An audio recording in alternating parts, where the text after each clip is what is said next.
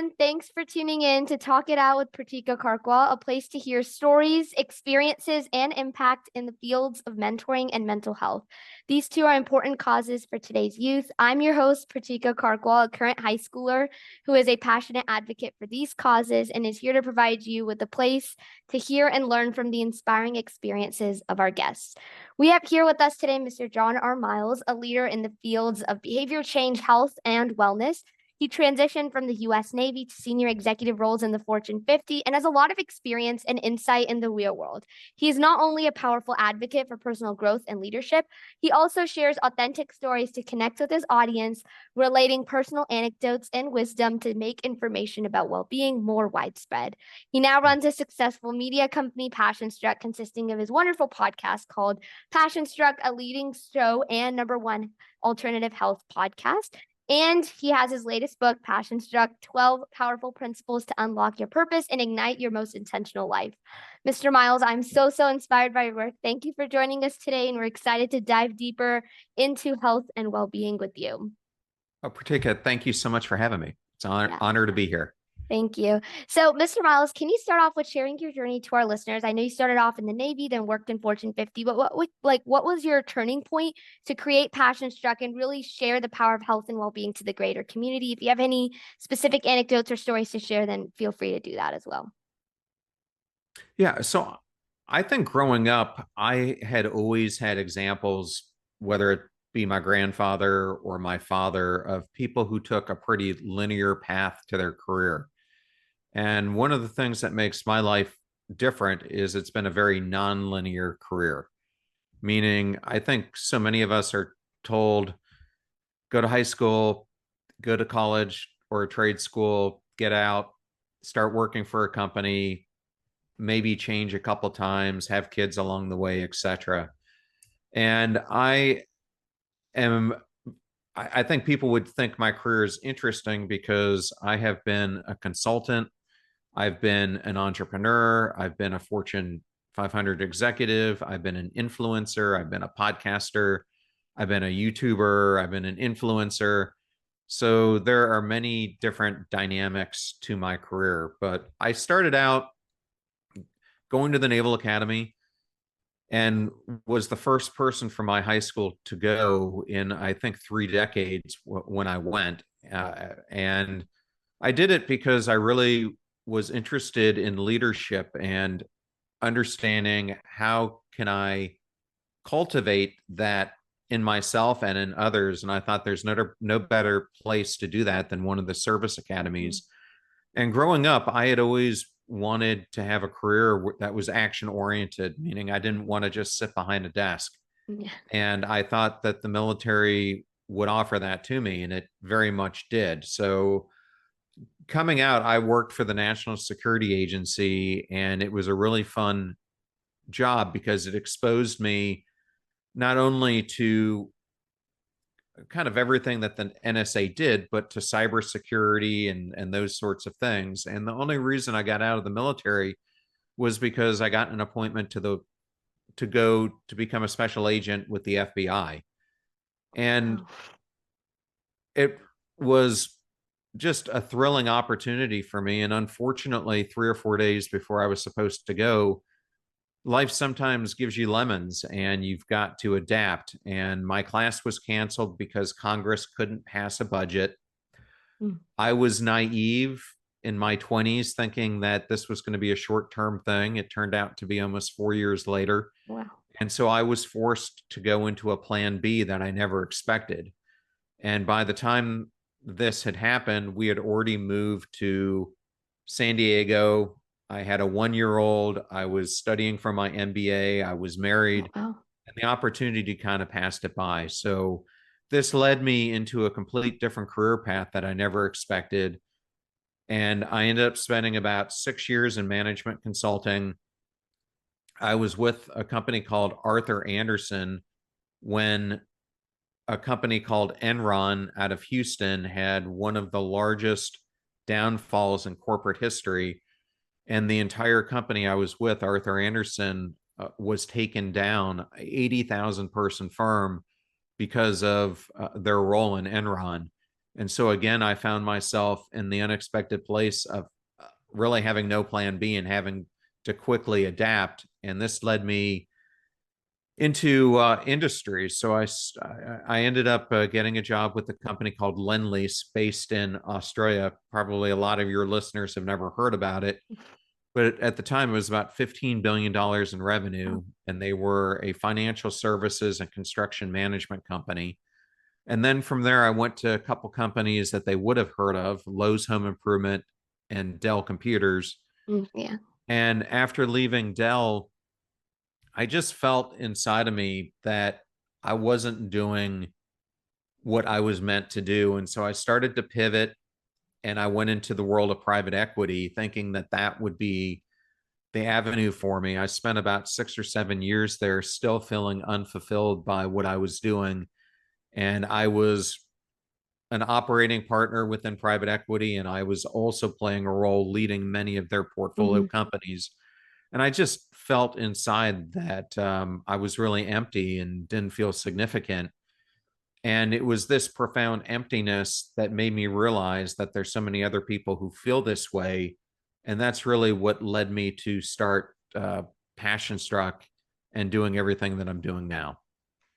Yeah. Well, and I love what you talked about with like a nonlinear career path. And I think that's inspirational specifically for us youth, because sometimes, we think what we think we want to do, life sometimes, as you said, it throws things at you and you have to just quickly adapt and just change. You went from the US Navy to the FBI to consulting to private equity. And like sometimes that those experiences are for the better. And like as you said, you've been able to be successful in those fields. And it's really because of that adaptation and being able to understand that what you maybe envision yourself doing originally, like, sometimes you have to go through that nonlinear way. And really your story of starting Passion Struck with, this feeling of emptiness, I think that that is really something that we need. So thank you so much, Yeah. for creating Passion Struck, because we need it. And that kind of brings me to the next question. And, when it comes to the younger generation, we have so many resources, facilities at our hand, but I was reading the World Happiness Report the other day, and happiness levels as a whole and on average for youth are quite low. And sadly, many youth are going through this alone. They're not sharing their troubles. So the number of unhappy youth is probably larger than or greater than what's reported. And so, what are some key reasons, based on your experience, that you think might be leading to this, feeling of emptiness, loss of happiness in youth, despite, modernization, development at such a rapid pace? And kind of as a follow-up to that, based on your experiences, what are some ways perhaps we as youth can increase our sense of fulfillment and happiness? Well, I think one thing that's happening both with youth and even with adults right now, Mhm. that more and more people are feeling unfulfilled. If you just look at adults, according to surveys over the past few years that have come out from Gallup, it shows that there are over 900 million people in 142 countries who are unfulfilled with what they do in life. Mhm. And that was a measurement against 1.3 billion people that they were surveying. So you're looking at 75, 80%. Wow. And part of the reason that I really started Passion Struck is I think across the board, we have a feeling of unmattering, meaning whether you're a youth or an adult at times, you're waking up in the morning feeling that nothing you're doing is significant. And I think a reason a lot of the youth feel this way, especially teens, is so much of your life now is different from when I was a teenager, meaning a lot of it has been replaced by your phone. And that becomes the social standard that you live up to. So I think it's an imaginary thing where you think you have all these friends who are interacting with you on your phone. But when I grew up, we didn't really have that. And so your relationships were a lot more authentic because you were forced to have people based relationships. And I think given the, the full immersion, not only in technology, but in gaming and living so much of life today in the cyber world, I think it's taking away from the real world. And that's causing a gap and many people feeling unhappy because they're trying to measure themselves oftentimes to a standard that they cannot meet. Yeah, I think that, and I totally agree. I think especially, with phones and social media and media, I think that, and I've written this in a couple of articles before. I think it's like created a sort of artificial universe, right? We think we have all these things. There's this standard set, as you said, and it psychologically it can really be detrimental if we have, an ideal person, or so there's always this sense of, that's what you said, like that emptiness that we sometimes feel if we're using, media only, or if we're not really cultivating those people-based relationships, because it sometimes results in us not having like that authentic, talk with somebody or relationships with people. And so I think that that's as you said, can really result in that feeling of emptiness and loss of happiness, really. And so, kind of as a follow up on that, based on your experiences, what are some ways we as youth can maybe increase our sense of fulfillment and happiness and sense of purpose and passion, of course, which is what Passion Struck is all about? Yeah, well, first, I'm really glad that you have me on the podcast because people often ask me, who did you write the book for? And my answer to that is when I look back on my own life, I wish I would have had this when I was 18 or Mm, 19 years old. So I'm really trying to give this next generation that's coming up the keys to how do you create the life that mm, you dream of having with different mindset shifts you can do and different behavior shifts. So I think if you want to feel more fulfilled, more happy about where your life is going, it really comes down to the choices that you're making. Meaning, how courageously are you willing to take steps to become authentic and really live who you are? I think when I was your age, there was a lot of me who was trying to pretend to be something I was not because I was trying to impress people or make myself at times look better than who I thought I was. And I think the important lesson for someone, especially your age, to learn is that the greatest human being you're ever going to meet is the person who looks back at you in the mirror in the morning because there's no one like you. There's no one who's been created in the uniqueness that you've been given. Now, I think all of our biggest task in life is to figure out how do we use that uniqueness in the service of other people.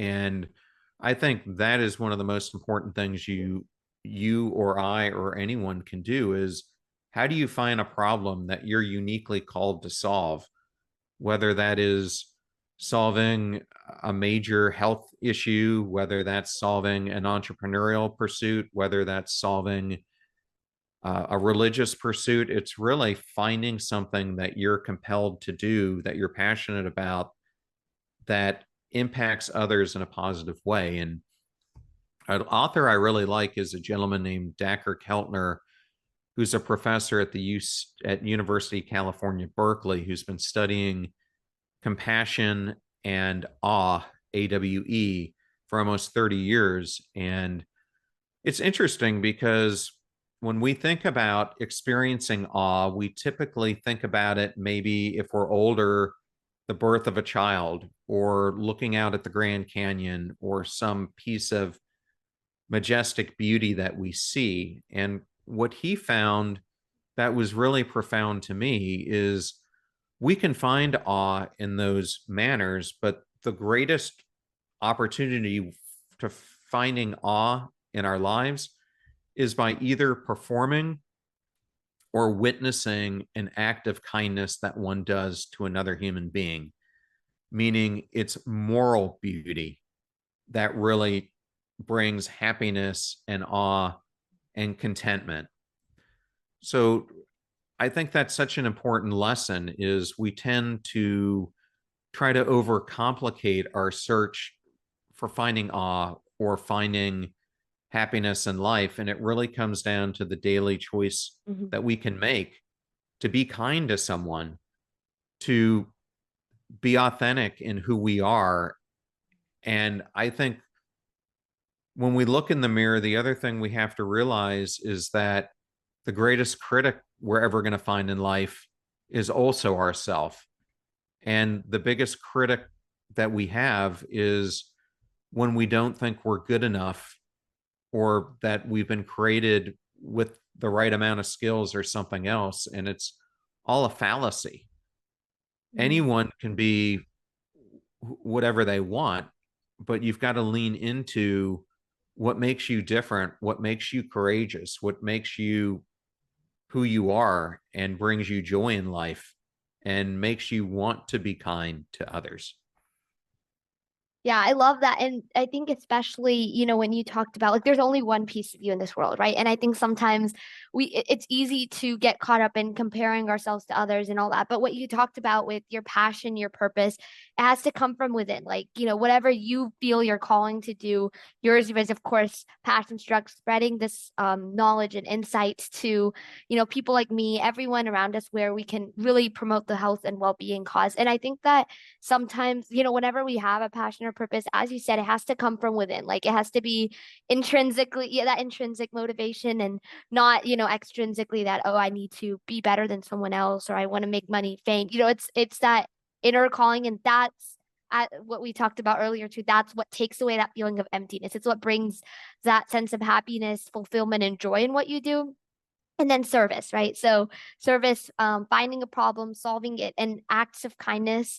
They can be small acts of kindness, compassion, and that awe, which you said, which comes from like your moral obligation, right?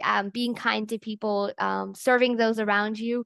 And then your passion and your purpose is what makes you different. And so rather than, focusing on other people, comparing ourselves to others, I think that's a very huge lesson for youth, especially because it's especially in the world of social media, it's easy to get caught up in like looking at other people, comparing ourselves to others, but really just focusing on what makes us unique, what makes us different.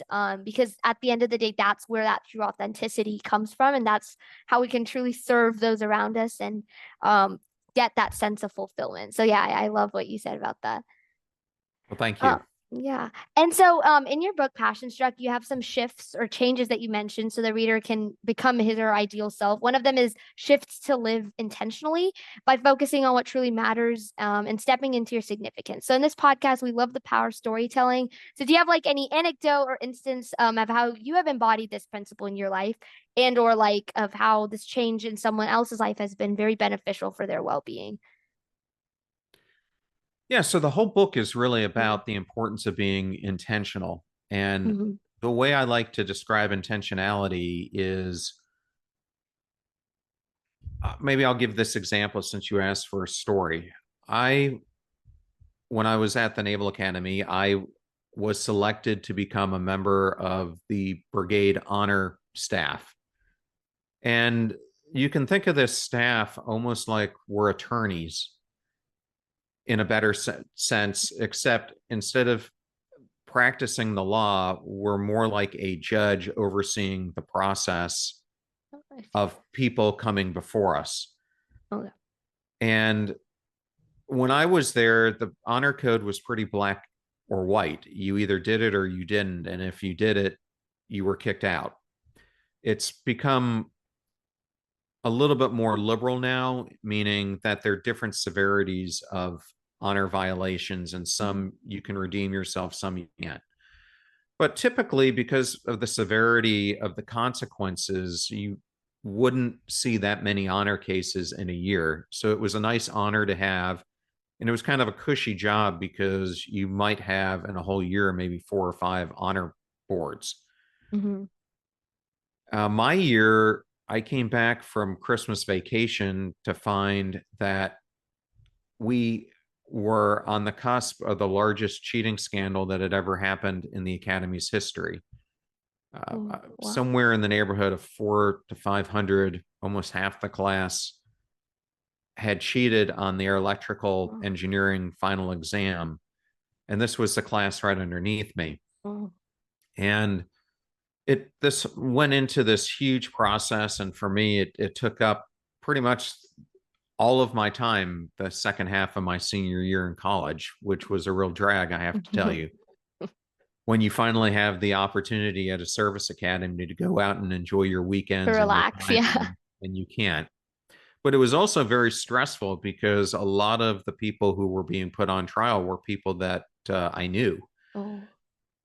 And this was mishandled by the superintendent, who was the two-star admiral, because he was trying in his own way to protect the reputation of the institution by covering up what had happened. But it turns out that one of the other members of the honor committee, who I didn't even know was doing this until 25 years later, was sharing what was happening and the way it was being handled with his dad, who had happened to go to West Point and was a general. And so a number of generals got together and they actually went to the newspaper, the Baltimore Sun, and started giving the Baltimore Sun very intricate details of what was happening. And so this whole thing blows up. Suddenly, Congress and Senate are involved, and a Navy IG is investigating this whole thing. And what I learned from it was a couple different things about intentionality. One is that the midshipman who ended up cheating had a choice. And this is where intention comes into play. You can have a choice to be true to yourself and to take the harder path of doing the right thing, even though it's a very difficult class, but staying true to yourself and not taking, I guess, a falsified exam when it's given to you, or not coming forward when you realize that the information that was given to you was the same thing that you took, because you're only cheating yourself. Mm-hmm. Yeah. It also comes down to being intentional about your actions if you were the superintendent, meaning I think anytime you try to cover something up, it always has a nasty way of coming back. Yeah. So intentionality is really being true to yourself. It's really aligning your actions with the ambitions that you want in your life and the aspirations that you long for. But it's also realizing that if you're not on that path, really looking at yourself and giving yourself a hard examination for why, and then getting yourself on that track. Because if you want to be authentic in life, you have to be honest with yourself. Yeah. And this whole ordeal taught me that a lot of individuals were not intentional and they cost themselves the very opportunity of potentially not graduating from the institution Mm-hmm. that they had already spent 2.5 years of Yeah. their life wanting to become a part of. And the Mm-hmm. superintendent, because he was unintentional, or because he was intentional about doing the wrong thing, Yeah. ended up costing himself a longer term career, because he would have likely have gotten promoted, but his tour of duty came to an end and he had a tarnished reputation as a result of it. So that's where intentionality really comes into play. Yeah, I love that. And I think that it also shares the story and importance of ethics and morals, being true to yourself, to your morals, your ethics, and really just shift to live intentionally is all about focusing on what truly matters. And as you said, if you're, you know, doing some being a part of some sort of, cheating scandal or not being ethical and moral, then at the end of the day, you're just cheating yourself. And I love that because I think that it's important to understand in order to, of course, become your ideal self, live intentionally and work with intention. Make sure that you're doing the right thing. And as you said, it's not always the easiest thing to do, but it's the right thing to do. And at the end of the day, that is what's going to give, it's also going to give you a greater sense of fulfillment if you're doing the right thing, right? So I love that. And finally, to wrap things up, Mr. Miles, you have so many gems and inspirational knowledge. So what is one message you would like to leave our listeners with today as they move on with their days? Yeah, well, one thing I would encourage you to do, because I'm sure many of the teenagers who are listening to this have never heard of this, but you asked me about intentionality. So something that might be an interesting topic for you to do as a research paper on, if you're interested in this, is a behavior science term called self-determination theory. This was developed by two professors, Edward Deasy and Richard Ryan, out of the University of Rochester, who are two of the most cited living psychologists who are alive today. And it suggests that all humans have three basic psychological needs: autonomy, competence, and relatedness. Autonomy really is personal agency. It means that we have a choice in endorsing one's behavior. Mm-hmm. It's the opposite of feeling controlled or compelled to do something. Then we have competence, which means we have the ability to experience the mastery and to be effective in one's activity. Mm-hmm. And whether that's wanting to be better at playing an instrument, playing a sport, or becoming a doctor or something, competence matters. And finally, relatedness refers to that need to feel connected and a sense of belonging with others. And that really gets to what you were asking me about earlier with how many people feel unhappy. And it's because I feel like they don't have that connection and sense of belongingness. Mm-hmm. So something that I would like to leave them behind with is there was this psychologist at Cornell University named Tom Gilovich who did this mega study on what was the biggest regret that people who are in their third trimester of life experience. So he went out and interviewed thousands of individuals. And what was remarkable to me is 76% of them came back with the same regret. And it was the regret of not living their ideal life. So I would have thought, looking at it, that people regretted the mistakes that they made in life, but that's not it. They regret the what ifs and the should haves. And I think that's important as youngsters are thinking about the life that they want to live, because I talk about in my book this whole concept of life crafting. And it's really this whole thing that's called self-discrepancy theory, meaning we have our actual self, our ought self, and our ideal self. And so many people today, that list of the 900 million people who feel unfulfilled, they feel unfulfilled because they end up living the ought self, meaning the life we think we should live, instead of pursuing the ideal self that we could live, we should live. And the reason we do so is because obligations end up happening to us the older we get, and we feel stuck and we can't get out of it. So I guess I would leave the audience with the words that Mark Twain said, that 20 years from now, you'll regret so much in life by not pursuing the things in life that you aspire to be. So move now from the safe harbor, move now from a place of safety, and take the risks while you're young to pursue the life that you want. Yeah, I love that. And that's very inspirational. Like, go for it, go for your dreams, and really just strive to be your ideal self. So, as you said, there's no regret later. And when you look back 20 years later, you want to be proud of, all you've accomplished and that it's what you wanted. So, that wraps up today's spectacular session with Mr. Miles, author, speaker, entrepreneur, influencer, wonderful person, especially as the younger generation, Mr. Miles. We look up to you for guidance on how to live a more fulfilling, happier life. Your insight is so enlightening, and also very important in a time where there's just so much going on around us, and health and well-being should really be a priority. We're grateful for you giving your time to us, so thank you, thank you. And for our listeners, have a great rest of your day. Don't forget to subscribe to Talk It Out with Pratika Karkwal for more content like this, and please feel free to share your topic requests, and we'll see you next time. Thank you, Mr. Miles, once again. Thank you so much.